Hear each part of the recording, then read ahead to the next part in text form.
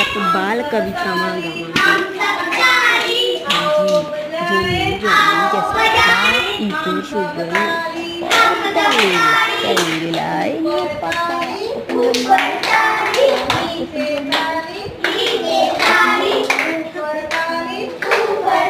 ਹੁਣ ਆਪਾਂ ਗਾਵਾਂਗੇ ਨੌ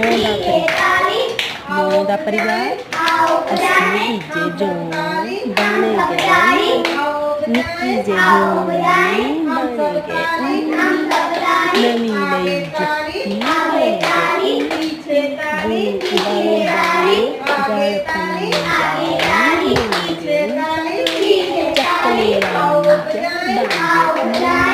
ਅਸੀਂ ਬਣਾਏ ਅਸੀਂ ਦੇ ਧੀਆਂ ਪੁੱਤਰ ਬਣ ਗਏ ਸਾਡੀ ਆਈ ਬਣ ਗਏ ਸਾਡੀ ਸੜਕ ਵੇਣਵੇ ਬਣ ਗਏ ਨੰਨਵੇਂ ਬੱਕਰੀ ਦੇ ਦੋ ਮੇਮਣੇ ਬਣ ਗਏ